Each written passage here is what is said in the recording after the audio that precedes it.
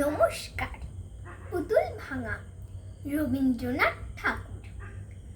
৭-৮-২৭ আমি বলেছিলাম বলে, গুরু মশাই আমার পরে উঠল রাগে জ্বলে।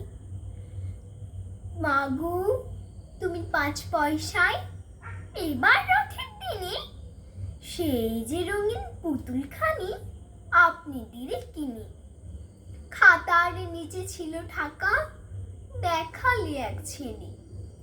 গুরু মশাই রেগে মেগে ভেঙেই দিলেন ফেলে।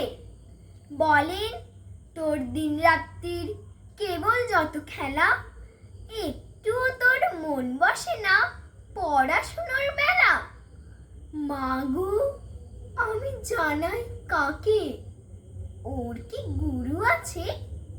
আমি যদি নালিশ করি এক্ষুনি তার কাছে। কোনো রকম খেলার পুতুল নেই কি ওর মা ঘরে? সত্যি কি ওর একটু মন নেই পুতুলের পরে? সকাল সাঁঝে তাদের নিয়ে করতে গিয়ে খেলা, কোনো পড়ায় করেননি কে কোনো রকম হেলা।